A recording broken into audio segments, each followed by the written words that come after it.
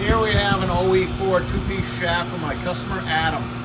He bought this truck recently, showed me a picture of a good-looking truck, but it has a vibration problem. It said came on around 35 to 40 miles an hour, like low speeds. And the more he drove it after he bought it, the more he realized he had a problem. So he asked me to look at it and see what I could do. So this is what I do. I took it as is, as he brought it here, and put it in the balance machine, and this is straight up what it is. Turn it up a little bit. It's already clattering. That's about 800 RPM, so I can believe that's around the 25, 30 mile an hour area. Exactly. I'm not going to go much faster because it gets violently bad. That's the indicator needle right there. You can see that whole thing shaking. That band is loose, but it's just hucking it around. There's a lot of energy right here.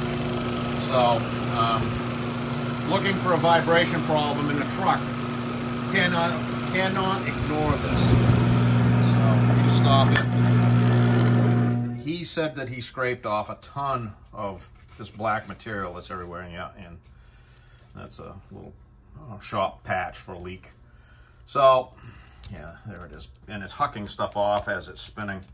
The notion of painting over rust that's just silly. It's like putting vinyl siding on a house that's rotten at the bottom. It covers it up, but it doesn't fix anything.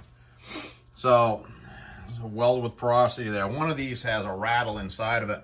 That's welding 101, a do not do. Weld on rust, especially with a wire welder. It consumes the corrosion, the oxidization, burns hot, burns a hole in the tubing, and creates a little pinner. A little grate falls inside and rattles around. So there's weights. Some work has been done to this. You can see the white slinger right there. So it's got 1410 snap tights in it. Recently, who knows when, could have been 3 years ago or 5 years ago. That bearing has been changed. We're going to look back here at the balancer ring. That's got about a 3/4 inch underhang. The center element that this rides on is right about there.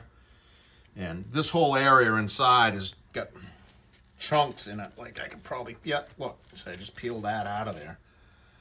So my recommendation is take this apart. This is the reason I sandblast drive shafts. You can't indicate anything. This could have a 20 thousandths, 30 thousandths hook in the middle of it. And I talk about that a lot. I straighten a lot of these back sections, but you can't indicate anything when the tubing is in this condition. So it needs to be blasted. Look at those pits. Not pits, they're bubbles. So sandblast it, clean it up, do the joints. I don't think that them are going to come out without falling all apart. They may, but I wouldn't bet on it. And if you look back in my videos, there's a bunch of these that I've done, and that's why I do them the way I do, because it works. So I'll discuss this with Adam, and we'll proceed from there.